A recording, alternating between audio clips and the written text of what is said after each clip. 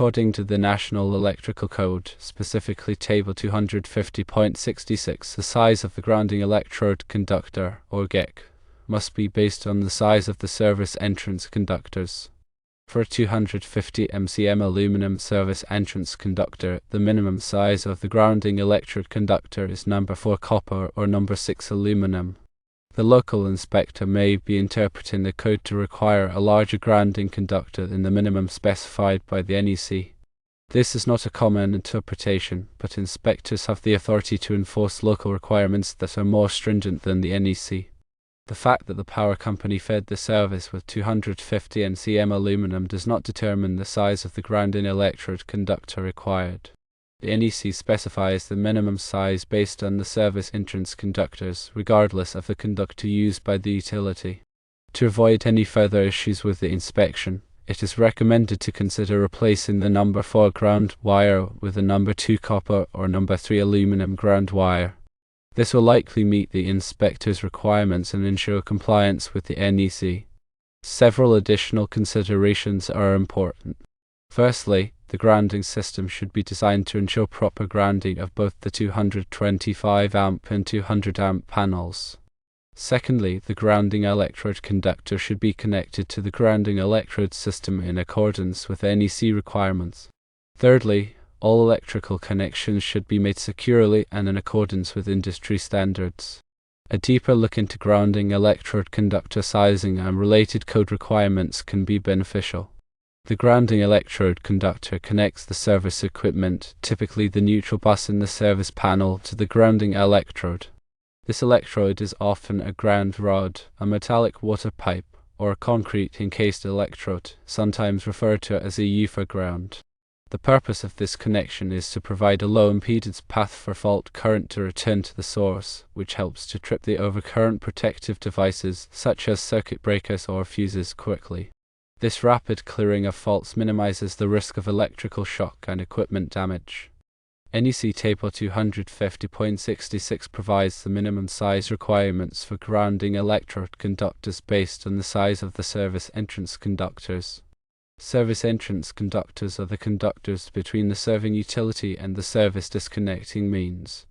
The table specifies different minimum sizes for copper and aluminum conductors. It's essential to use the correct table and read it carefully to determine the appropriate grounding electrode conductor size for a given installation.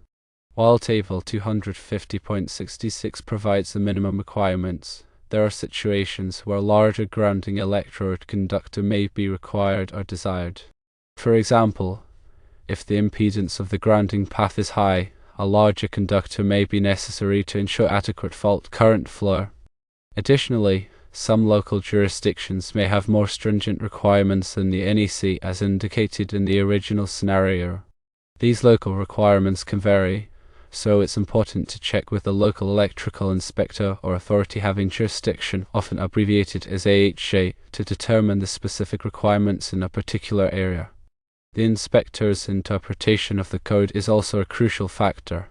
While the NEC provides a set of minimum standards, inspectors have the authority to interpret the code and enforce it in a way that they believe best protects people and property. If an inspector requires a larger grounding electrode conductor than what is specified in Table 250.66, it's generally best to comply with their request to avoid delays and ensure that the installation is approved. It's also important to have a respectful and open dialogue with the inspector to understand their reasoning and to potentially negotiate a solution that meets both their concerns and the practical constraints of the installation. The type of grounding electrode used also affects the overall grounding system design. Ground rods are a common and relatively inexpensive option, but they may not provide the lowest impedance path, especially in areas with poor soil conductivity. Metallic water pipes can provide a good grounding path, but they are becoming less common as water pipes are increasingly made of non-conductive materials like PVC. Concrete encased electrodes, or UFA grounds, are often the most effective type of grounding electrode, as they provide a large contact area with the earth and are typically located in areas with good soil moisture. The connection of the grounding electrode conductor to the grounding electrode is also critical. The connection must be made in a way that ensures a permanent and reliable electrical connection. Typically, this involves using listed connectors and following the manufacturer's instructions for installation. The connection should also be protected from corrosion, especially in harsh environments. In addition to the grounding electrode conductor, other components of the grounding system are also important. The equipment grounding conductors, often referred to as EGC, provide a path for fault current to return to the source from electrical equipment. These conductors must be sized appropriately and properly connected to the equipment and the grounding system.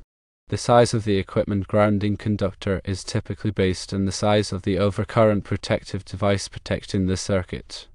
The National Electrical Code provides tables that specify the minimum size of equipment grounding conductors. Bonding is another important aspect of grounding. Bonding involves connecting all metal parts of an electrical system together to create a common ground potential. This helps to minimize voltage differences between different parts of the system and reduces the risk of electrical shock. Bonding is typically accomplished by using bonding jumpers, which are conductors that connect metal enclosures, raceways, and other metal parts. The size of the bonding jumpers is typically based on the size of the circuit conductors. Ground fault circuit interrupters, often referred to as GFCIs, are another important safety device used in electrical systems. GFCIs are designed to detect small amounts of current leakage to ground and to quickly de-energize the circuit. GFCIs are required in many locations such as bathrooms, kitchens, and outdoor areas where there is a high risk of electrical shock. In the specific scenario described, it's important to ensure that the grounding system is properly designed and installed for both the 225 amp and 200 amp panels. This may involve using separate grounding electrode conductors for each panel or using a common grounding electrode conductor that is sized appropriately for the total load. It's also important to ensure that the equipment grounding conductors and bonding jumpers are properly sized and connected in both panels. When splitting the load between two panels, it's crucial to maintain a properly grounded neutral conductor. The neutral conductor carries the unbalanced current back to the source and is also connected to the grounding electrode conductor at the service entrance. If the neutral conductor is not properly grounded, it can create a dangerous voltage potential on the neutral, which can lead to electrical shock. In summary, grounding electrode conductor sizing is a critical aspect of electrical safety. The National Electrical Code provides minimum requirements for grounding electrode conductor size, but local jurisdictions may have more stringent requirements. It's important to check with the local electrical inspector and follow the guidance to ensure that the grounding system is properly designed and installed. A properly designed and installed grounding system helps to protect people and property from electrical shock and fire hazards. Remember that electrical work can be dangerous and should only be performed by qualified individuals. If you are not comfortable working with electricity, it's best to hire a licensed electrician to perform the work. They have the knowledge, skills, and experience to ensure that the electrical system is installed safely and in accordance with all applicable codes and regulations. When dealing with electrical inspections, documentation is crucial. Keep records of all electrical work performed, including permits, inspection reports, and any correspondence with the electrical inspector. This documentation can be helpful if there are any questions or issues in the future. Also, make sure that all electrical equipment is properly labeled and identified. This includes circuit breakers, panels, and wiring. Proper labeling can help to prevent confusion and errors when working on the electrical system. Regular maintenance of the electrical system is also important. Inspect the wiring, connections, and equipment regularly for any signs of damage or deterioration. Replace any damaged or worn components promptly. Also, test ground fault circuit interrupters regularly to ensure that they are functioning properly. In addition to the NEC, other standards and guidelines may apply to electrical installations. These may include standards from organizations such as the Institute of Electrical and Electronics Engineers, often referred to as IEE, and the National Fire Protection Association, often referred to as NFPA. It's important to be familiar with these standards and guidelines and to follow them when designing and installing electrical systems. Electrical safety is a shared responsibility. Everyone who works with electricity or uses electrical equipment should be aware of the hazards involved and take steps to protect themselves and others. This includes following safe work practices, using appropriate personal protective equipment, and reporting any electrical hazards promptly. Continuous learning is essential in the electrical field. The NEC is updated every 3 years, and new technologies and techniques are constantly being developed. It's important to stay up to date on the latest codes, standards, and best practices. This can be accomplished by attending training courses, reading industry publications, and participating in professional organizations.